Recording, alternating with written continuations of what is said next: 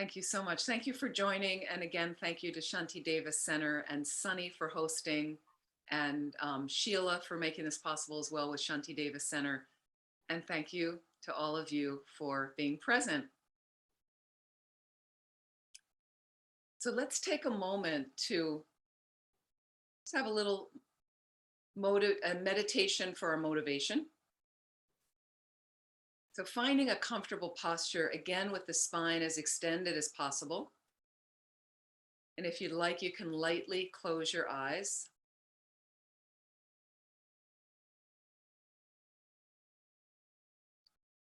And people will be popping on, that's fine.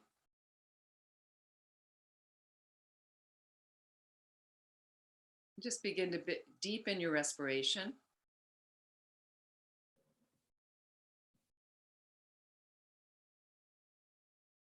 And as you do this, allow the distractions from the day to float off as best as you can. Can you bring yourself here, present into your space?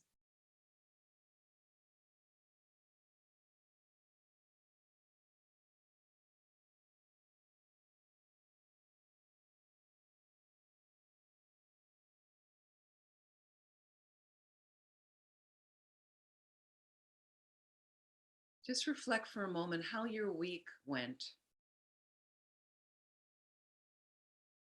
without any goods or bads or judgments about it, just observing how the week went since our last class.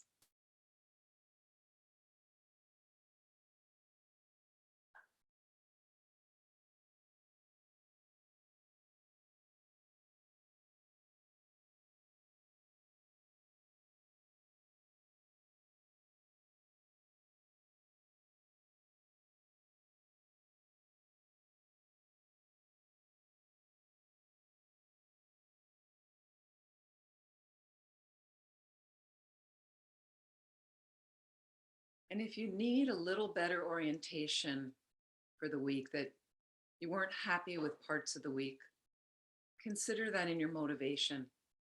What might brighten up your mind? What might make the mind more positive, let's say? Maybe things went well and you'd like to further enhance that as well. Can we roll that into our motivation right now for our time together and any time left in the remainder of your day? So really setting the direction of what's called a Mahayana motivation, where we're focused on benefiting all living beings. That's the focus of a Mahayana, greater or universal vehicle motivation.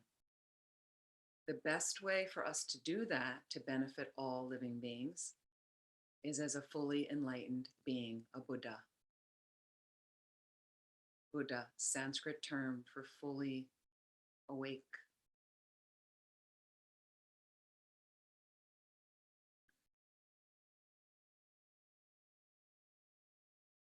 Think about what might help you fully wake up. And can you make a commitment in your mind right now that you're going to try your best in the coming days, in the coming weeks, months, in your practice, to align yourself more with those things that help you better wake up, putting you in a positive direction towards that fully enlightened state, but for the real purpose, to benefit all living beings. So if you like that motivation, please set that in your mind as best as you can, and or consider another motivation for this time right now. But as much as possible, directing the mind in a positive direction.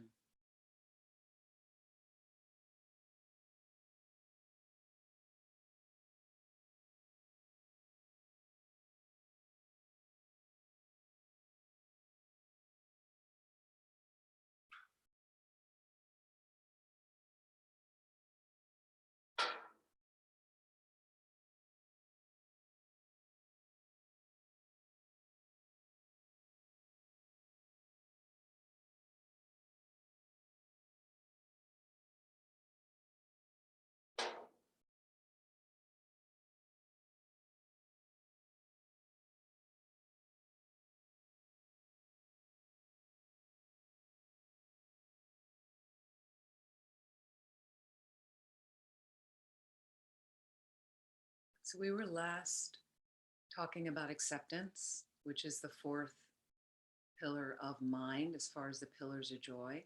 Just reflecting right now, acceptance. What sorts of things do you think you don't accept about yourself?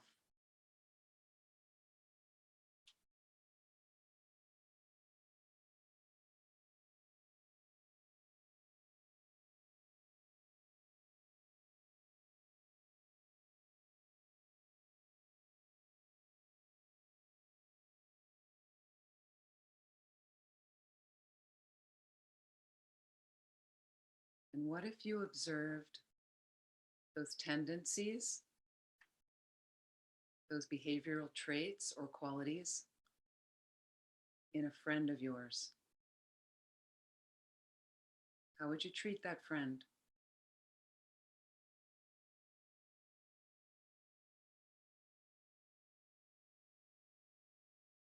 Would you have some acceptance to them?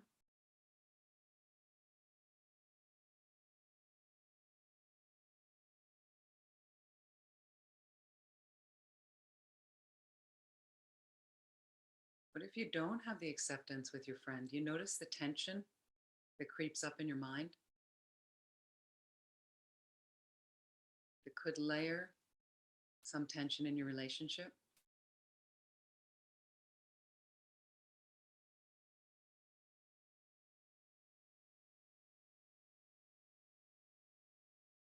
What if that's the best they can do?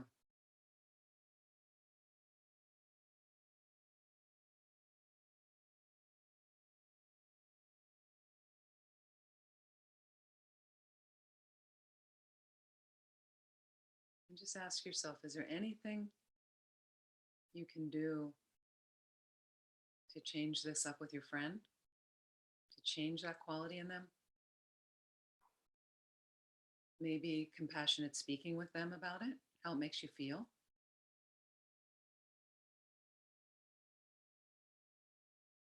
If there's some action you could possibly do, can you make a commitment to yourself to do the action with compassionate wisdom?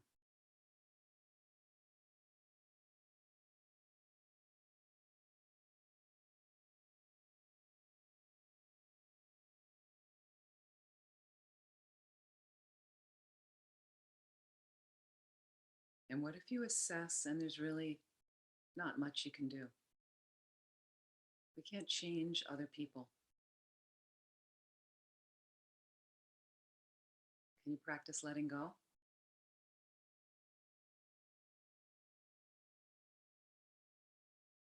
Rather than allowing it to disturb your mind?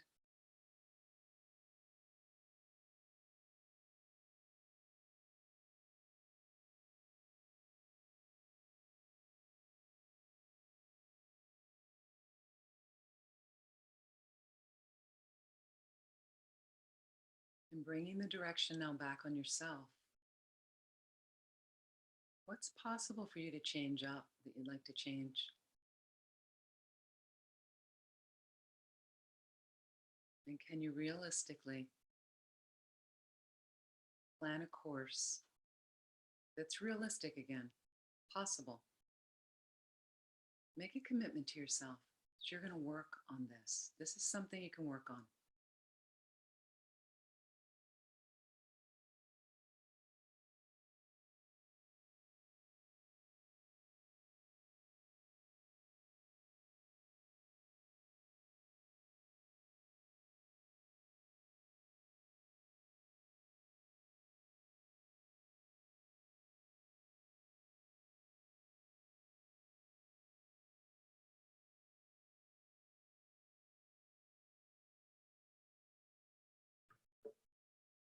What if there's something about you that it's going to take longer to change or it's not possible to change?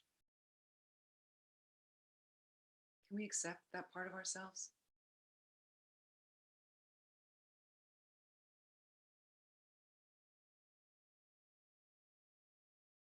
Can you even imagine now giving yourself that kind of psychic hug you need or that you may like? Just imagine.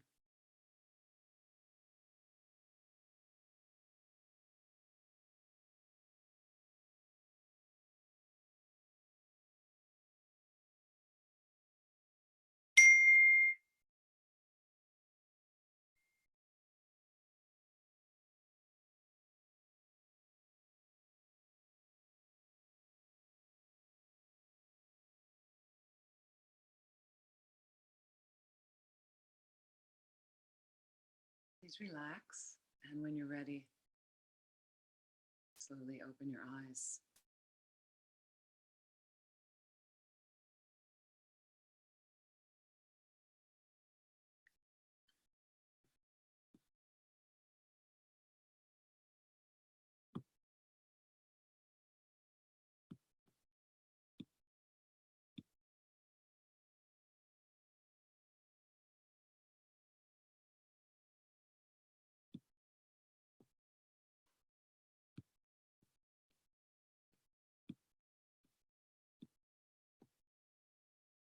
So, just to recap, from the 4 qualities of the mind we've been talking about: perspective, humility, humor, acceptance. Just asking any questions, thoughts.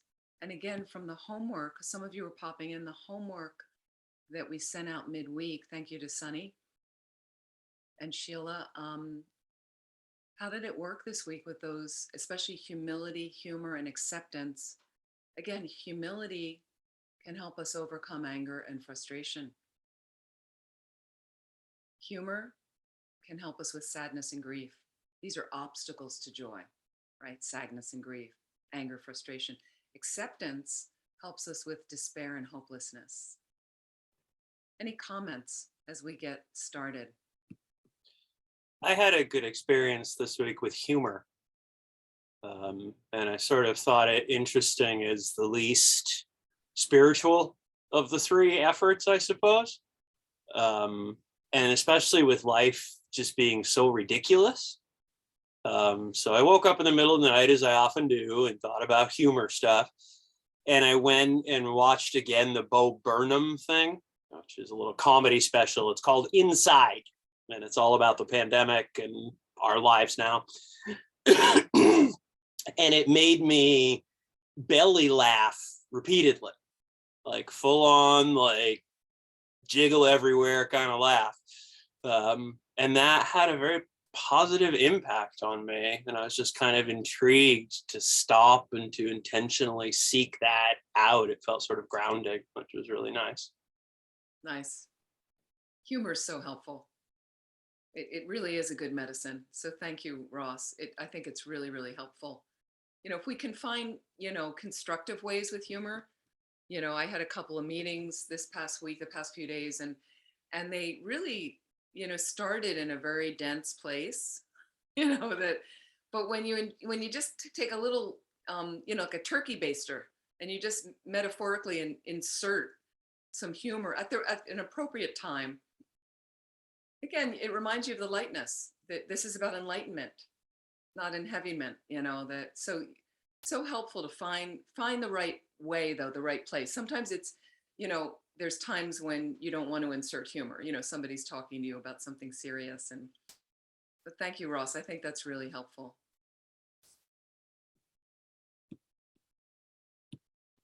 What else? Any other comments? Wiley, please. I was just wanting to share that ever since the news about Thich Nhat Hanh's death on Friday, all of the memes going around the internet and recordings and poetry, I think is a great way to use acceptance. How he wrote so beautifully about it. And so that's just what's been on my mind for the last few days.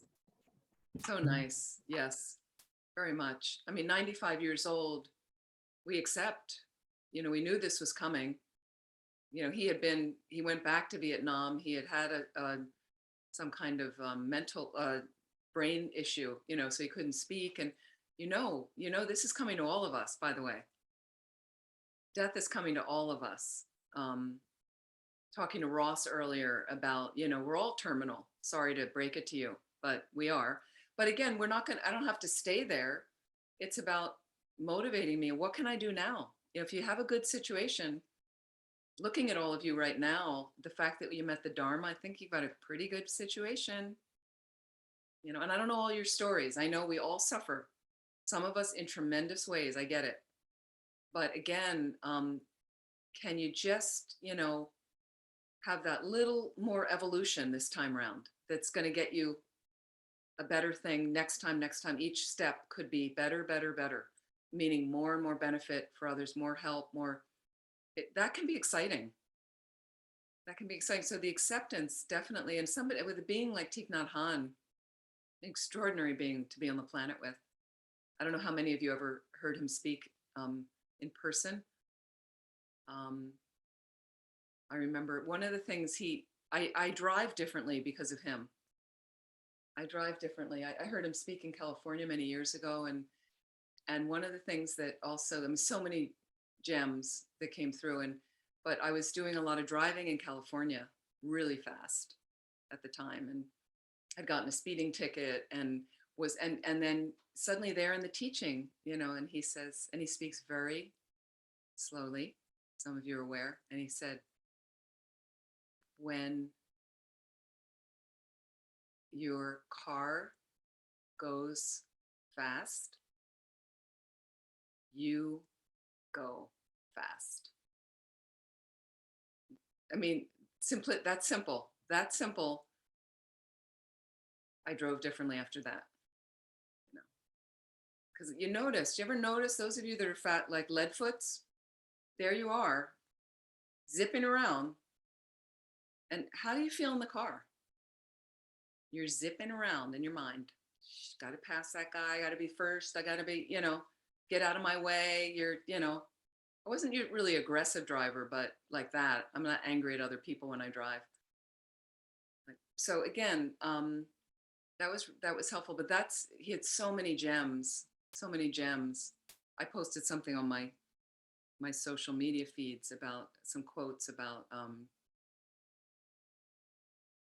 I forget what the quote was about, waking up with the good heart, I think, something like that, about thinking about today. What can I do to help others today? He was just beautiful, mindfulness. So thank you, Wiley, for mentioning him and bringing that to mind and working with that. Okay, so let's, and we can take more comments as well. What I want to do is I want to talk about now, we're moving into, and we have 2 more sessions, I believe. Is that right? I think there's 2 more sessions. Sorry, Sunny, you're muted. Is it? We have 1 more session after today. Today is session number 4. That's right. And we'll have session number 5. Yeah. Tonight and next week, exactly. So what I want to do is talk about the pillars of the heart, and forgiveness, gratitude, compassion, and generosity. Forgiveness, gratitude, compassion, and generosity. We're going to talk about forgiveness a lot tonight, and the other 3, we have a lot to say, but we have gotten touched on gratitude and generosity a bit, and in many other classes too, but we will talk about those next week as well, and we'll probably get to gratitude as well tonight. So what I want to do with forgiveness, I want to bring a video in, and I'm going to share my screen.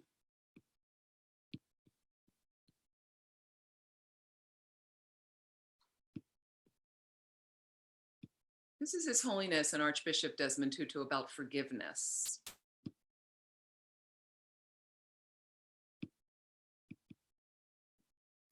Okay, can you see that? You can just nod. See the video? Great. Let me just close that. Here we go.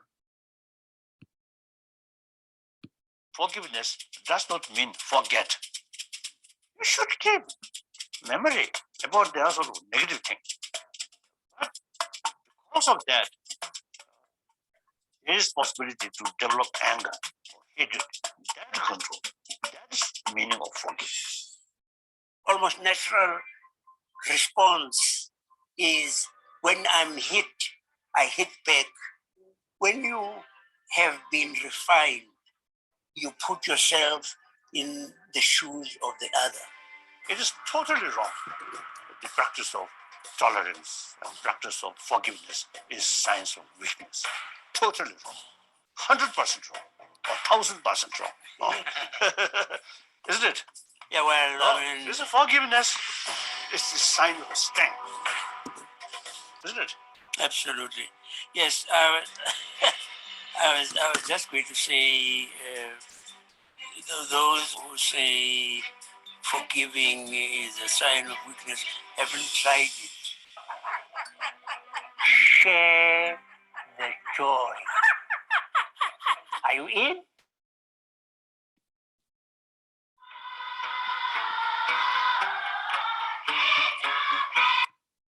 Okay. Who wants to share the joy? Right? Think about it. It's a lovely clip. And but think about some of these concepts we're talking about. Strength in relation to forgiveness. His Holiness equated it with the word tolerance. Huge word. Like which comes right after acceptance. Like I like how acceptance and then forgiveness is the first pillar of the heart. I find acceptance and forgiveness go together so well. And the reason I started with yourself, what don't you accept in yourself? It starts there. Some of us are tightly bound, right? You need to be perfect, okay? Best to give that up. And the reason is, as human beings, we are not perfect. That's a given. That's a fact. That is life in samsara. We are not perfect. I'm not laying a trip on you and saying you're anything less than glorious, okay? But let's acknowledge that we make mistakes due to our mistaken view. Okay? We don't interpret reality accurately because we don't have a direct perception of emptiness. Okay? So it's just a given. It's a normal thing. It's normal, actually, for the human condition. If we can accept it, but work on it, okay? And I loved when Archbishop Desmond Tutu says, when you're refined, in the video clip, when you're refined, think about refining yourself. You know, some people I know now are retiring. We all know that word. I'm retiring. He's retired, right? What are you going to do in your retirement? Okay. I prefer to think of retooling, like refinement, like I'm working on myself to get better. I'm fine tuning, fine tuning. You know, I'm going to bring the picture a little clearer and clearer and clearer into focus. And one day I'm a Buddha. One day I'm a Buddha. Buddha's perfection. Buddha flawless. Buddha omniscient. Buddha fearless. That's a Buddha mind. Okay. That's not us right now, but we can aspire to that. Okay. So again, as you're moving along that path, what's the point of pretending you're perfect and then getting upset with yourself when you're not and you make a mistake? What's the idea of holding yourself too rigidly, you know, losing your sense of humor on the path, pushing yourself, squeezing yourself so much and judging and criticizing yourself on the path? That's not about refinement, right? That's about judgment and criticism and negativity. And so think about this idea of refining ourselves, you know, like you're polishing. You've got this stone. This is what we are, kind of crude stone right now. But you know what? I'm not crude stone in a bad way. Crude stone, well, that's okay. That's just where I am. But I'm polishing it constantly with my practice. I'm rubbing this side and rubbing this side. And eventually it really starts to take form and shine of the jewel that you are, the jewel that you contain right now at your core. That's there. It's just what happens is I've got veils of obscuration that cover over and tell me other stories, all rooted in the fundamental ignorance. I have a misknowing, K-N-O-W, of reality. But that's all. That's just a fact. That's how it works, according to this tradition. According to this tradition. So if I'm operating from there with realism, like, okay, here I am, you know, and here I am, like for my situation right now, as some of you know, I'm moved and I'm working at the center, and there's been enormous challenges that some days I'm just don't feel that happy with some of the work and the things, but then I kind of, every moment it's a new moment. Every moment I get a new take on my mind to kind of redirect my mind and say, hey, what better thing could I be doing than following the advice of my teacher, helping this center that can serve so many living beings? What's the problem? Like when you see reorienting, there's my perspective. I just brought in the first pillar, perspective. Well, that actually sounds pretty great. And that's actually what I want to do in life. So, so then you go, well, what happened? What's the problem? Oh, because this person said something different, or this person misinterpreted what you said. Hey, that's community. That's life in community with people, human beings, which means they're operating with imbalances just like me. So as I refine, and then here comes the word tolerance. First of all, so I start with that fourth pillar of mine. I'm accepting myself and my limitations. There's many times in this process when we're working with a really nice group of people, incredible, dedicated group of people.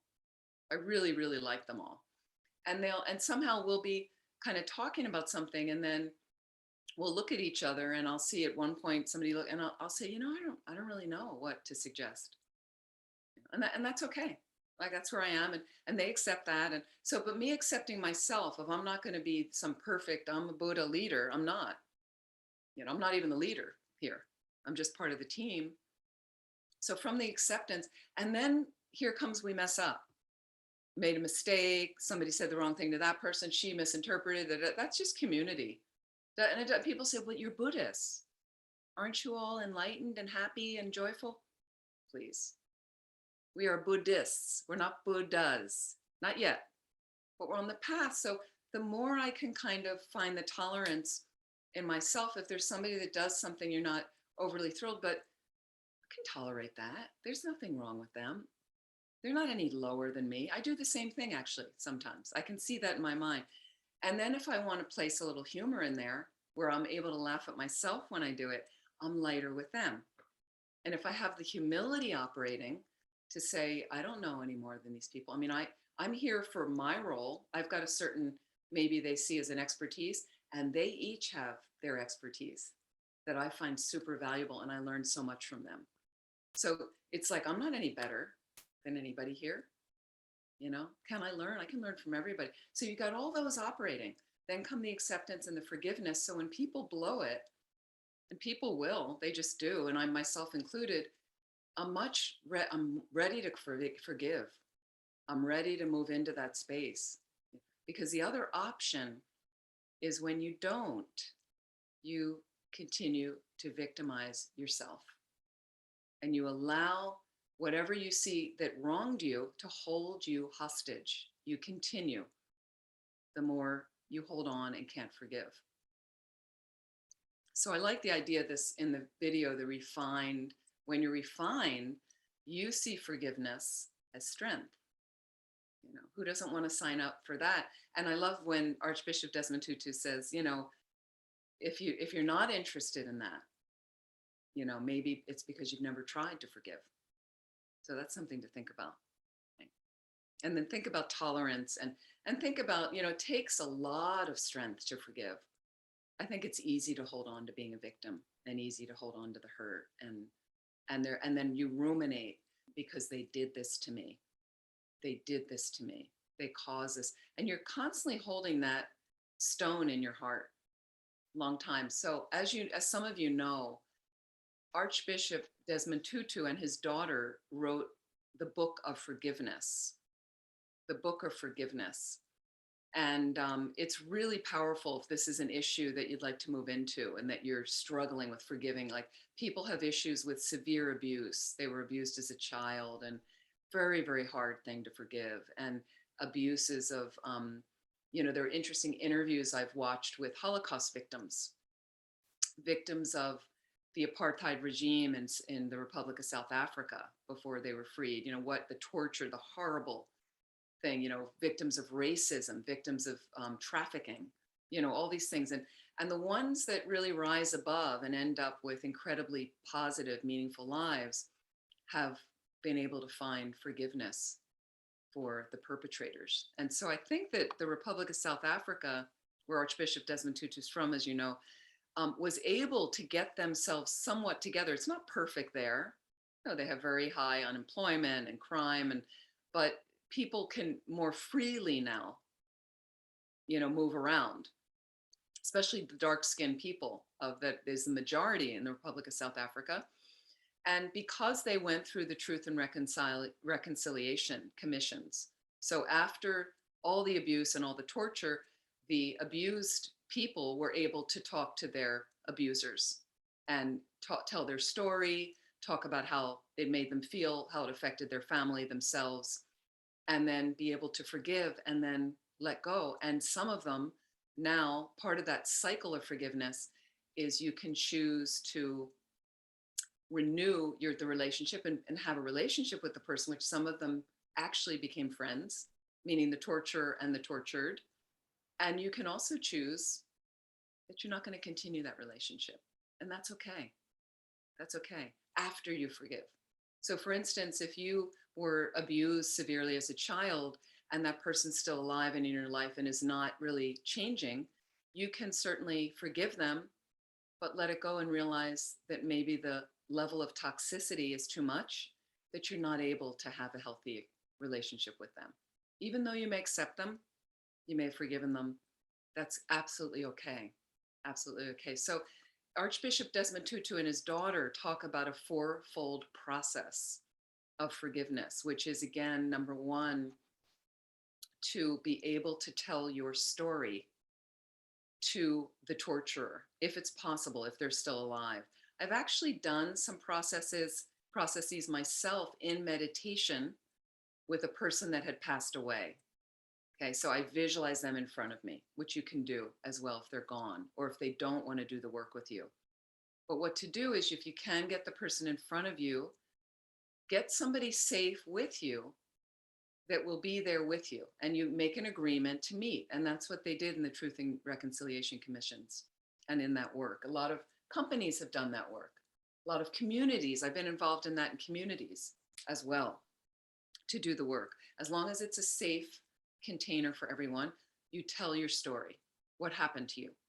What the person did to you? You tell your story, okay? Hopefully they can hear it. Sometimes they've agreed, they're willing to show up and they're going to hear it. They do this work right now, very, very helpful in prison conflict, between also prisoners, murderers, especially with the victims' families of the victims that they've killed, or in the cases of rape and harm and things like that, where they're really working through, where these families are forgiving. The person in prison is transforming. It's the most transformative work. It's the only way prisons will work with crime to get out of that, is to start discussing, talking, meeting like that with a compassionate framework as much as possible. So, nonviolent resolution and things like that. A lot of these things that you've heard about. So first you tell the story. Number two, you name the hurt. How do you feel? What's happened to you since then? How is it working? And the third fold is to forgive your mind, that you're practicing letting it go, letting it go. The fourth one is you can then choose to renew the relationship with the person and go and try to find a healthy way to have a relationship, or you can decide whether you state it to them or not, you're not going to continue a relationship. That's okay. Here's what he mentioned in the book, though, is it can be very challenging that with the forgiveness, you may feel you've done a really good job, and you wake up the next morning and realize that you need to forgive again. That's okay. It's a process. It's a process. Okay, so let me talk a little bit more about forgiveness.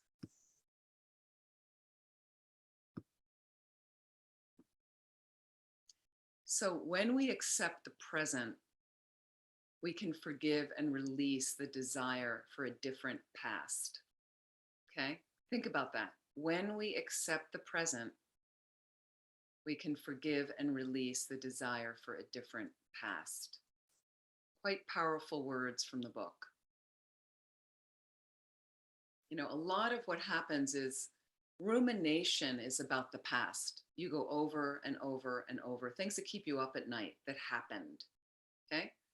So you want something different, but you're not going to create it with the thoughts about the past. Fear and anxiety, I think, are related to the future.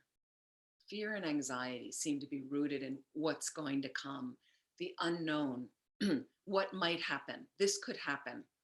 I'm not prepared for this. I may not perform well. It's all about the future. We're missing the present moment. How am I in the present? How's it going? Not happy right now. Quite happy. Quite balanced, whatever. So if I, again, can face what's going on, that this happened to me in the past, what do I need to do right now? That's where forgiveness comes in. What's my work? What's possible for me to do right now? So you let go of, I wish it could have been, staying, it's not different. This is what happened in the past. Okay, whatever karma got created, that's what it caused. But here I am right now, and I can change it, holding me hostage in future moments where I'm still dwelling in that. I still have fear that that's going to come up. I have fear that person will be there. I have fear they won't understand. From Archbishop Desmond Tutu, he says, why we forgive, by letting go of past hurts, we can heal not only ourselves, but our families, our communities, our world. Think if the planet could get into forgiveness more. Pretty extraordinary. Forgiveness is a gift we offer to another, but it can be a gift that has strings attached. The strings we attach to the gift of forgiveness become the chains that bind us to the person who harmed us. Okay, so if you've got this forgiveness with strings, you're not purely forgiving, and you're still going to be wrapped up in the trip with them. Okay.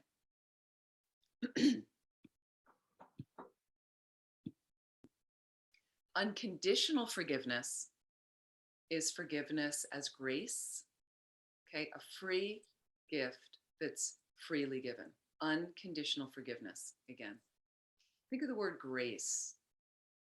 It's really an offering you give somebody. Okay. So in this model, forgiveness frees the person who inflicted the harm, frees the person who inflicted the harm. And you might say, why do I want to free them? Okay, it frees them from the weight of the victim's whim, what the victim may demand in order to grant forgiveness. Okay, and it also frees them from the victim's threat of vengeance, from vengeance. Like Archbishop Desmond Tutu said, well, normally it was when you got hit, you hit back. And then we have this saying from the Bible, an eye for an eye. An eye for an eye, right? So then nobody can see. Right? So it's not helpful. Not helpful, those kind of things. Again, unconditional forgiveness is in Buddhism, we're again, this word term bodhicitta. So bodhicitta, again, as Archbishop Desmond Tutu, when you step into someone else's shoes, he said, that's your refined being. Okay, we would say that's the bodhisattva path, to step into someone else's experience, to think of them before yourself. To think of them before yourself. Okay. So I'm now thinking, can I release this person from their fear of that I'm going to get them back? I'm going to find a way secretly or openly to get them back. Okay, I'm going to demand something of them. That's not unconditional forgiveness. That's something to think about when you want to forgive. So first of all, there's this thing of, freeing them from the weight of my whim of somehow it's going to come back I'm going to get them back at some point. It's not going to be a free place for your mind, you, the wronged person. Okay. But it also, unconditional forgiveness, it frees the one who forgives. It frees the one who forgives. The one who offers forgiveness as a grace is immediately untethered from the yoke that bound him, her, or they to the person who caused the harm. Okay. When you forgive, you are free to move on in life. You're free to grow. You're free to no longer be a victim. Your future's unshackled from your past. It's huge. Okay. Okay, so I want to just show another piece of a video.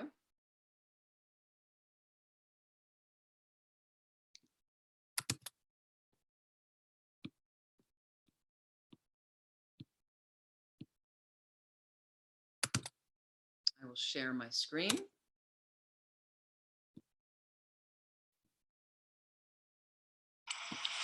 What This is a do you younger actually Archbishop Desmond Tutu, and it's kind of really nice to see him. I remember when. So let me just share this. Here we go.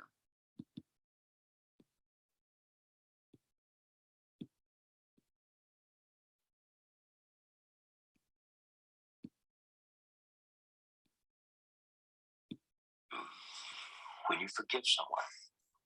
Well, basically, you're saying, I am abandoning my right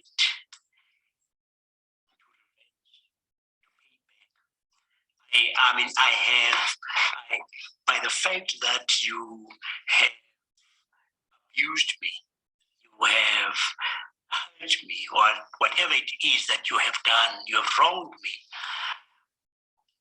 By that, you have given me a certain right, as it were, over you, that I could refuse to forgive you. I could say I have the right to. When I forgive, I say I jettison that right. I open the door of opportunity to you to make a new beginning. That is what I do when I forgive you. The Buddhists talk of letting go of the past, dying to the past when you forgive, of letting loose of the sorrow that you have brought with you from the past. Is that what you're talking about? The thing is, of course, that I don't know that you yourself are able, by an act of will, as it were, to let go of the pain. The will part of it, where your will is deliberately to say, I am not going to let you victimize me and hold me in a position where I have an anger against you, a resentment, and I am looking for the opportunity to pay back.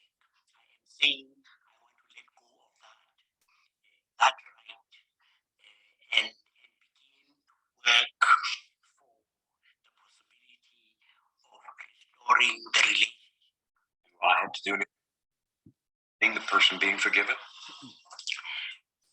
For your own sake, the only way you can appropriate forgiveness is by confessing.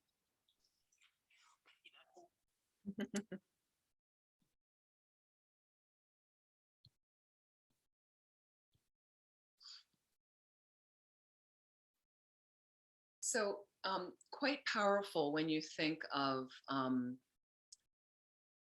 it releases you if you're forgiving.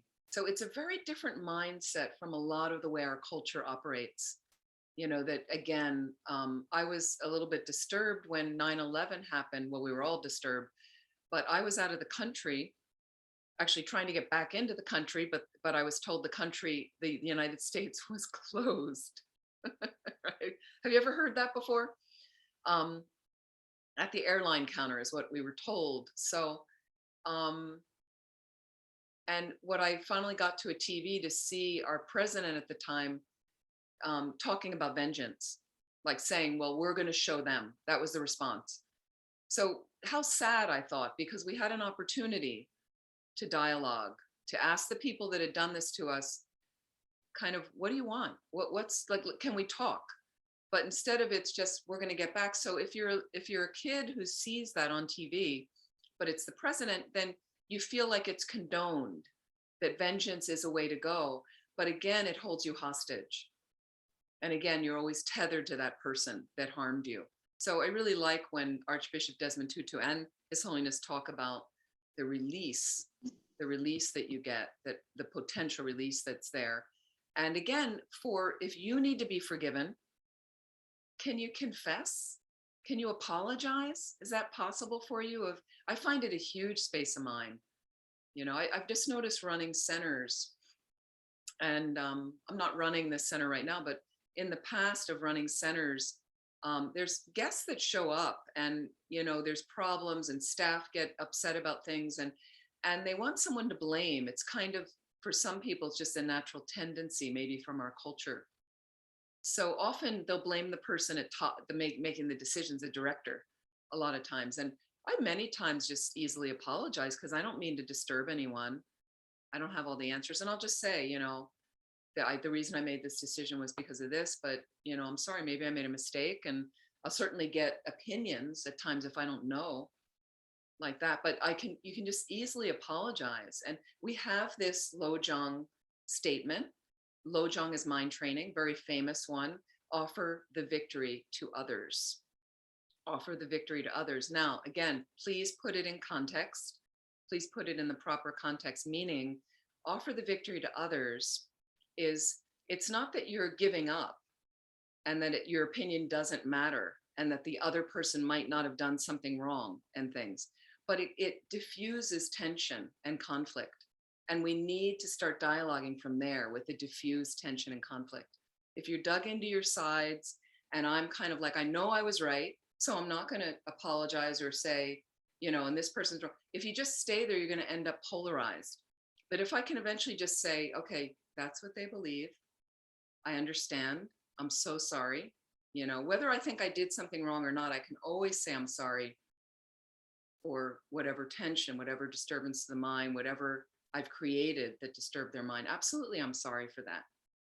But then slowly from there, and I found there was, for instance, one guest came, she stayed 3 weeks with us at another center. And she had a lot of complaints throughout the 3 weeks. We tried everything she wanted to please her. Nothing was right.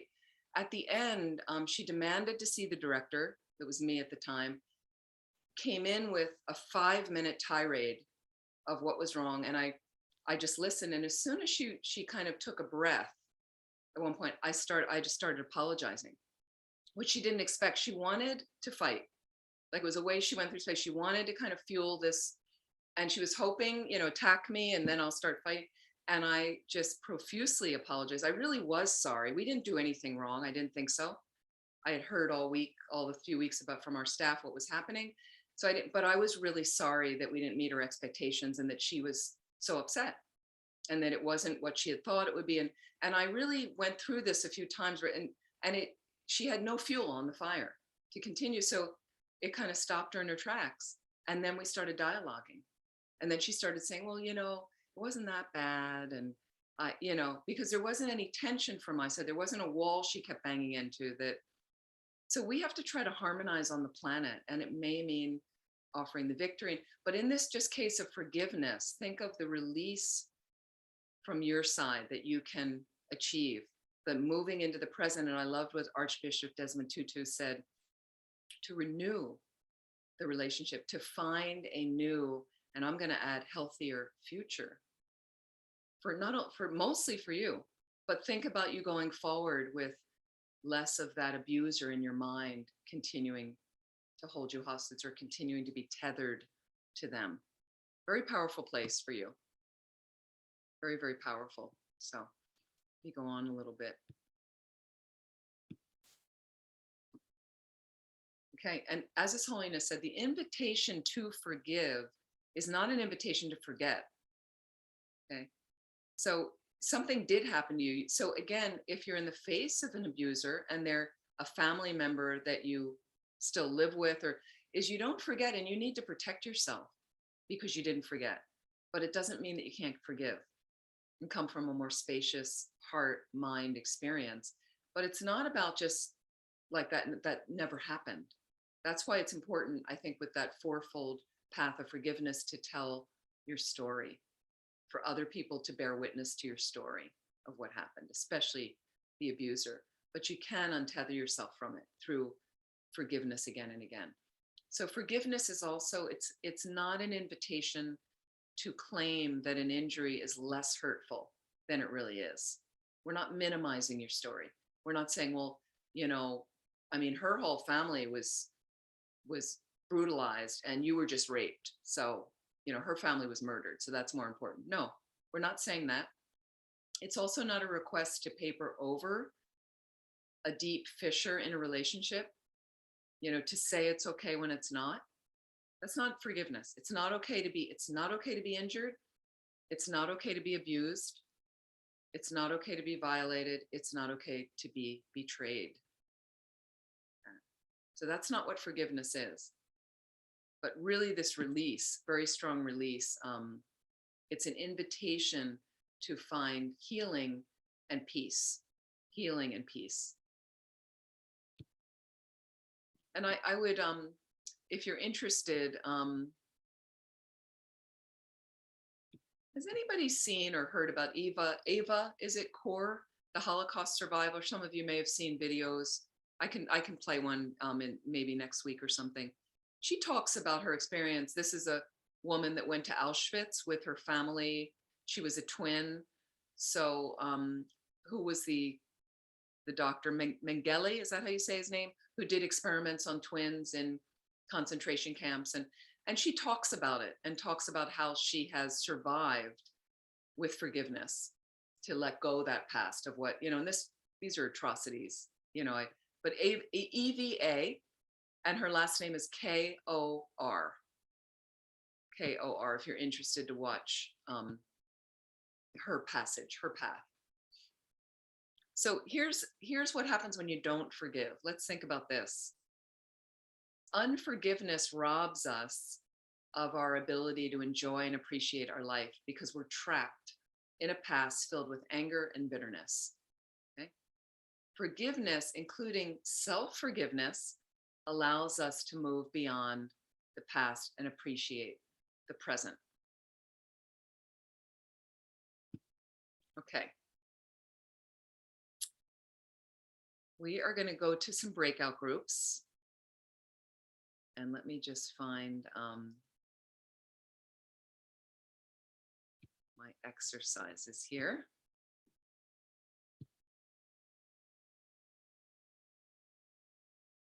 Here we go. I just want to read something from Archbishop Desmond Tutu, his story, okay? There were so many nights when I, as a young boy, had to watch helplessly as my father verbally and physically abused my mother. I can still recall the smell of alcohol, see the fear in my mother's eyes, and feel the hopeless despair that comes when we see people we love hurting each other in incomprehensible ways. If I dwell in those memories, I can feel myself wanting to hurt my father back in the same ways he hurt my mother, and in ways in which I was incapable as a small boy. I see my mother's face, and I see this gentle human being whom I love so very much and who did nothing to deserve the pain inflicted upon her. So one night, upon returning from a long trip, the Archbishop received a phone call from his father saying that there was something he wanted to tell him. The Archbishop was exhausted and planned to visit his parents the next day. So he asked that could they speak then? So early the next morning, the Archbishop received a call from his niece saying his father had died. So he said, so I've never known what it was he wanted to tell me. And I have a very deep regret. Sometimes I shed a tear or two. So what I'd like you to do in these breakout groups, and there are, okay, so we'll go back to our 6 groups of 3 people, 3 or 4 people, something like that, 20. Yeah, so there might be a couple extra people. So what I want to say about when you're in breakout groups, let's consider this. You're going to have 10 minutes. If there's 3 or 4 people, you can speak. There may be a group with 2, but you can speak just as it naturally comes up in conversation, but do consider when you're speaking, okay, to be concise with what you're saying, because there's other people that need to speak. Okay, so it's not just about you airing all your views. Can you practice active listening in the group? Really listening to the other people, making sure they have a turn to speak. It's really, really helpful. At the end, when I close you out of the groups, there'll be a prompt that you get 60 more seconds. You're welcome to come back before that, but at 60 seconds, if somebody's in the middle of a sentence, you're going to come back to the group. It's automatic. So I just wanted to explain this. So try to finish up in that time and be compassionate about how you conduct yourselves in the group. It would be really great. Okay, so here's some things I want you to think about. Who needs forgiveness? Who needs compassion? Is anyone beyond forgiveness? Has there been a time in your life where forgiveness or compassion, because compassion is another pillar of the heart, were the pathways to healing? And think about a person you might hold a grudge against. If you want, write your forgiveness intentions on a piece of paper. Okay, recognizing this is not a quick fix, this is a process. Okay, but the first step is the intention to forgive. And lastly, can you think of something for which you have not forgiven yourself yet? Feel free to write that down. Okay, so just try your best. And I am going to assign you as best as I can. Let's see. Oops. Oh, it's only giving me 2 rooms. Now, why is that? Here we go again.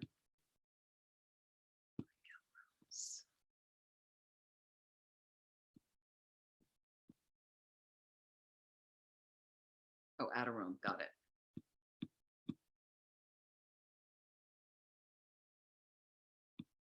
Okay, I've got 7 rooms. So let me try this. Open all rooms. Here we go.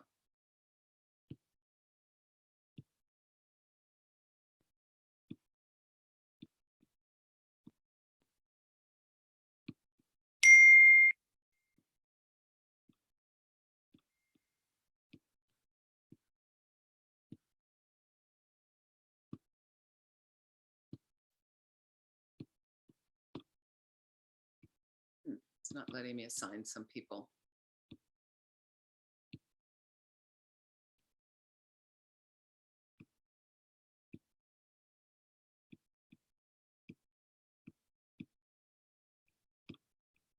I'm not sure why some people aren't able to get to a room.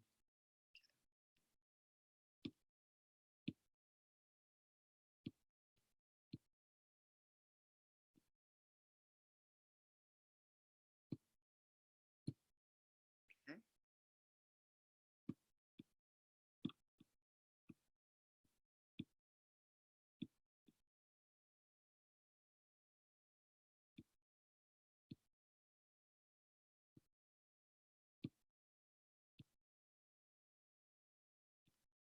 We're almost there.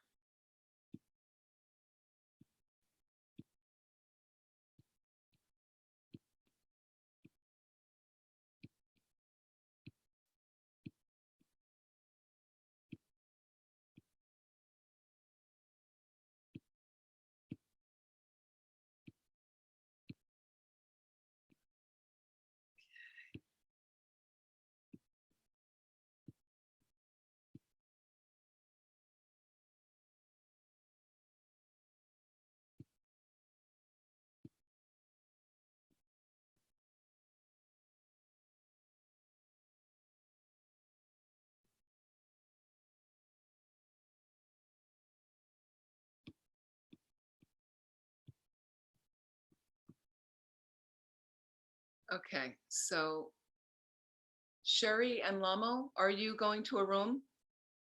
Can you join the rooms? Let's see, I put them in rooms, but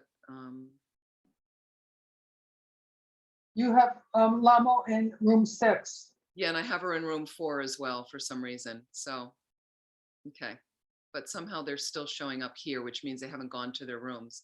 Can you both go to your rooms, to the breakout rooms, please? Do you want to unmute and let us know what's happening?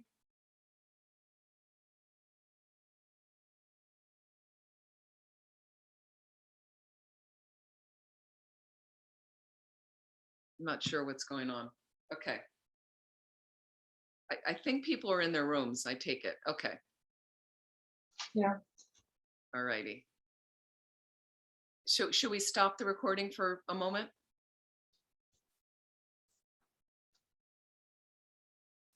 Coaching capacity.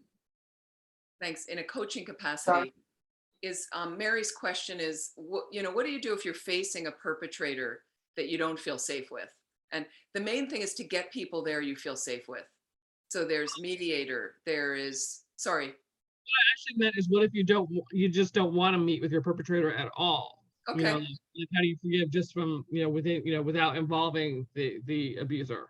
Okay, absolutely. You could write a letter to them. Sometimes people suggest that, write a letter. And then the other thing I suggest is doing a visualization with them again and again. Put them in front of you and visualize whoever else you want in front of you that you feel safe with. Right? Absolutely. You can build that right into your visualization. Tell them what you want to tell them. But can you tell them? You may at first tell them with rage and anger and sobbing. That's perfectly fine. But can you eventually move out of the rage and things to just tell them kind of gently, compassionately, this is what's going on for me. This is what you did. This is how I felt. And you might need to do that visualization again and again and again. But here's the thing. It changes your mind. You're working on your mind. I can't tell all of you how powerful that is. And one example I have from my own life, and I've heard this with other people, this is not unique to me, but I had a friend, an ex-partner years ago. We parted in tremendous anger. He was very, very angry at me. And we didn't speak for 12 years. And this was a person who was like my best friend. But whatever happened, we parted in tremendous anger from his side. And then I wrote letters. The letters came back unopened, returned, just on and on. I tried different things and I let it go.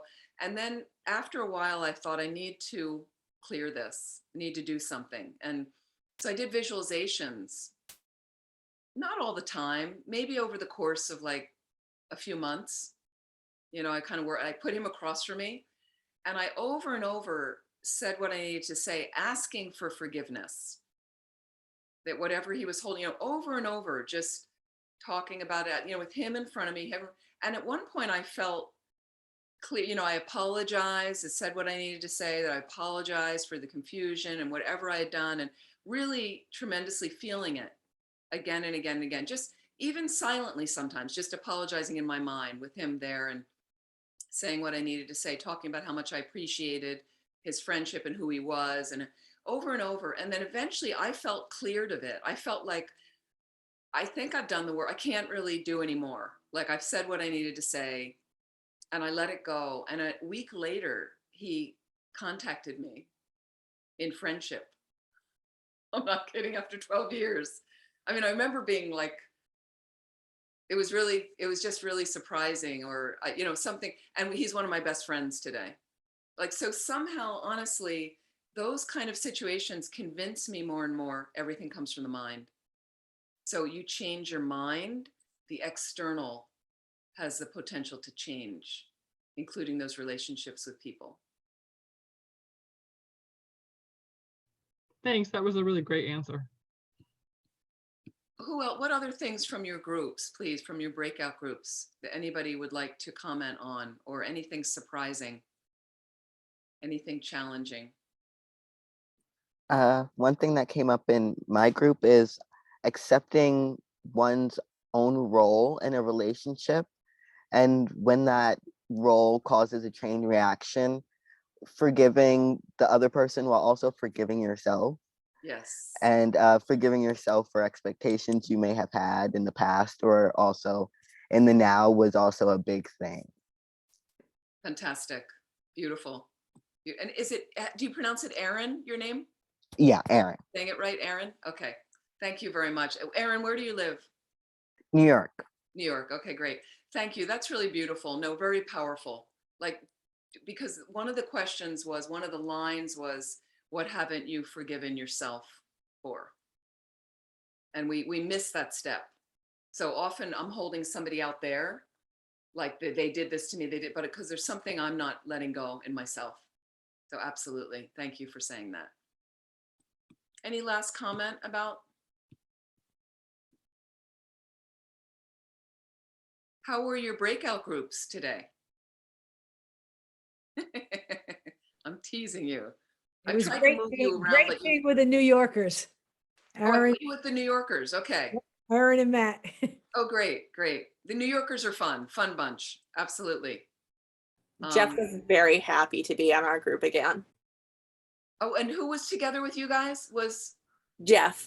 Jeff? That's Yes. right. You had the last time. Yeah, Jeff's. Yeah, you guys. Yeah, It's that was funny. good. I try to move you guys around just to meet different people because we're in Zoom, you can't come in a gompa and see other people, which creates a community. So sometimes it's nice to have a little, at least a Zoom community. And some people have contacted each other or found each other like that. We did talk about the forgiving yourself and how difficult that can be, and you know how a lot of times we're so hard on ourselves, and you know we wouldn't treat other people the way we treat ourselves. That's right. That's right.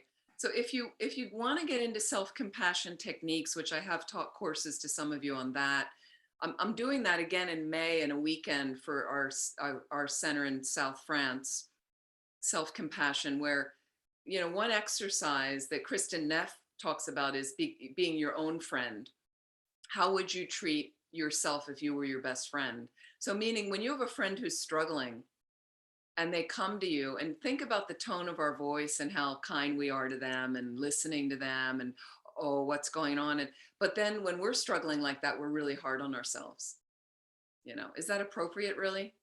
Is that where you want to be? So I think that's a great point you're bringing up, Jeff, in your group with Ross and Kelly, and, you know, that we're often really, really cruel to ourselves as well. And that's not what we're trying to do. Well, thank you for doing that. Thank you for participating. Okay, I want to talk about now, and there's a lot more we can say about, wait, where's my other, whoops, I'm in the wrong slide here. About forgiveness, we could go on and on, but I want to talk about gratitude right now, which is our next pillar. Here we go. Gratitude.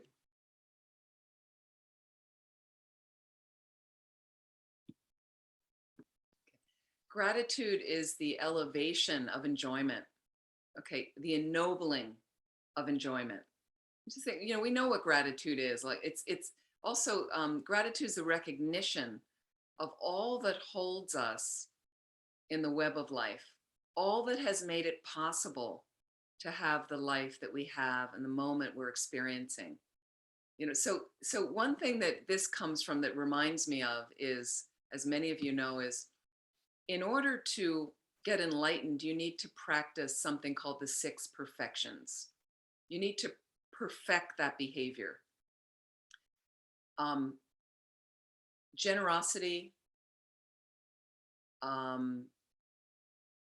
joyful effort, patience, enthusiastic perseverance, concentration, and wisdom, the 6 perfections. Oh, sorry, the second is ethical behavior. So generosity comes first. And we are going to talk about generosity a little later, but it kind of goes with gratitude for me as well. And the reason it's first, generosity of the 6 perfections, is it's from which all the Dharma flows with generosity. So it has to be first, because when you're really perfecting and practicing that, and there's many ways we're generous, this is not just about a money thing.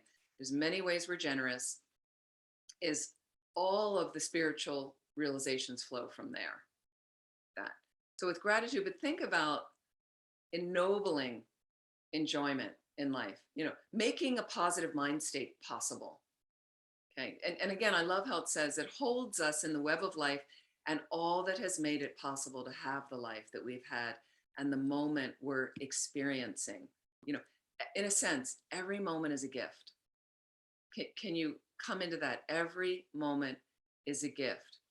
The gift within every gift is the opportunity it offers us. So, I mean, it's a strong experience where, and I know that recently I was, talking to some people were asking me about the center and the struggles and things. And there's times when a part of my mind might just say, I don't really want to do this.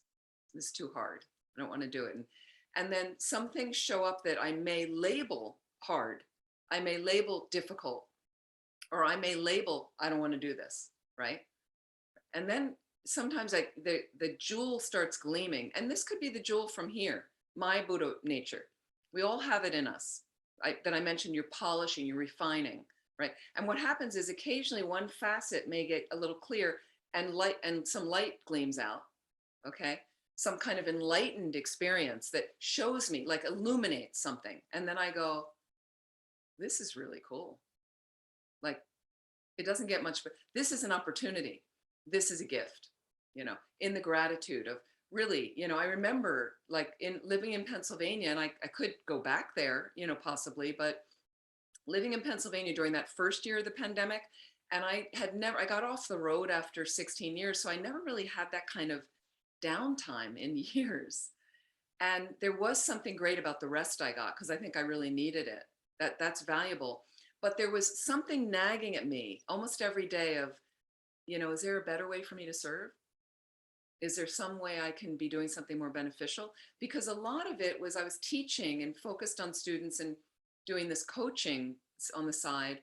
But I did wonder whether there's, sometimes I have a bigger capacity. Is there a center that really needs help? And the people at the center, and not just me alone, I'm not any Messiah person, but could I work with a team that could help something? And so there was always, when I went to sleep at night, am I doing it, like, was I hiding out a little bit?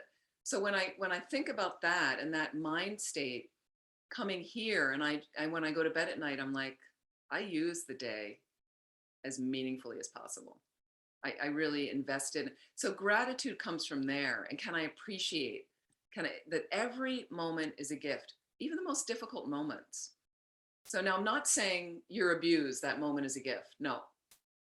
But again, with the really hardcore practitioners that have worked with Lojong mind training for years, okay, you see any negative turmoil you're experiencing as deep purification. Okay, so that's more of an extreme level. And I'm not asking you to move into abuse. This is not about being a masochist. It's just that suffering is going to come, as we know, in samsara. And when it comes, how will I meet it?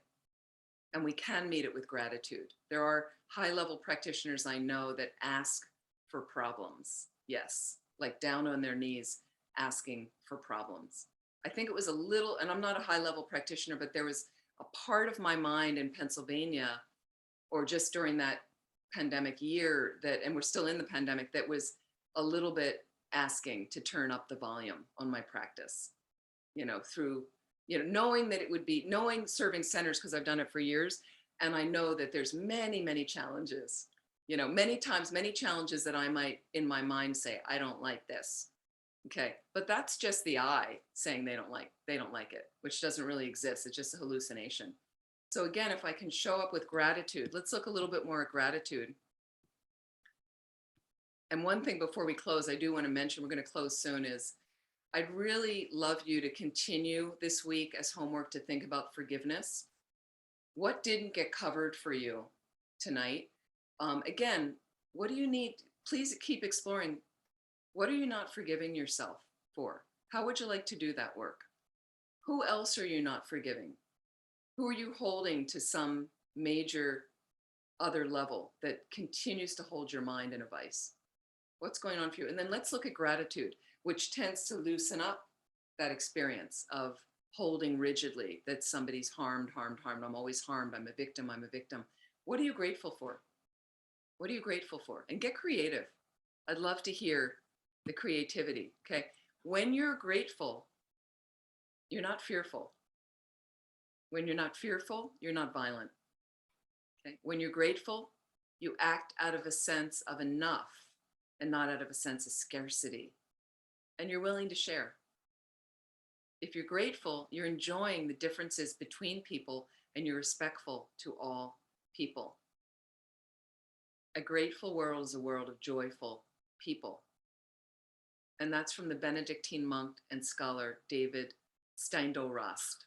I'm not sure I'm pronouncing his name right. So some beautiful experiences of gratitude, and we're going to look at a little bit more of that next week. Any last questions before we close? Just open up our gallery here. Kelly, you had a question or no? You were just adjusting your glasses. Okay. Anything else remaining right now? Okay. Well, lovely to see all of you. And I want to thank Shantideva. I want to thank Sheila and Sunny for being here as part of the Shantideva team. They're wonderful. They're very organized. It's fantastic. And thank you to all of you. And I would like to dedicate, please, in closing, that may, for all the beings on the planet right now, there's so many. I just want to list a few names that are bubbling up in my mind. A dear friend, Rowena Meyer, who for years was the director of our Santa Fe Center. So she is in hospice now, passing away. We could please, she's a wonderful, wonderful woman. Ross Lasley, who's here with us, and Arunas, who is the director of our Toronto Center, who's got some very serious health challenges now. Venerable Punsok is an Israeli monk who is in a coma with a serious brain injury in Israel. So if we can just direct energy, there's many, many more people I could list right now. Also those who've passed away. And may these beings be healed. May their minds be healed, whether the physical body can be healed or not. But may they refine themselves to a point where they can have great transitions or great lives and meaningful lives, as well as all of us. And may we roll whatever merit we have created in this time together into our practices to help us quickly get enlightened so we can benefit all living beings. So please, if you can explore gratitude, notice when you're not feeling grateful and when gratitude's not arising. What's going on? Just look around like that. When it look around in your mind, what's happening? What happened? What shut down? What door closed suddenly? How could you get that door opened and experience and basically really celebrate? We have so much, all that we have, all that we are. How about that? All that we are as well. You have so many good qualities. Why not start focusing on the good qualities instead of obsessing about the mistakes you make? Okay. Thank you so much, and look forward to seeing you next week. And if you'd like, there's a meditation Saturday morning, 9:30 to 10:30, which is Pacific time. Every Saturday, I lead a meditation. You can register at landofmedicinebuddha.org. 9:30 to 10:30, so 12:30 to 1:30 East Coast time, if you're interested. 8 a.m. Saturday mornings for a half an hour, I lead the COVID practices that you can also find on my website, amymiller.com. And you can just click on that link and go to those practices and join us. And I share my screen with all the texts if you'd like to do that. And there's some other things coming up in the spring as well. And there's another course starting for Florida in February, starting soon. So please feel free to join.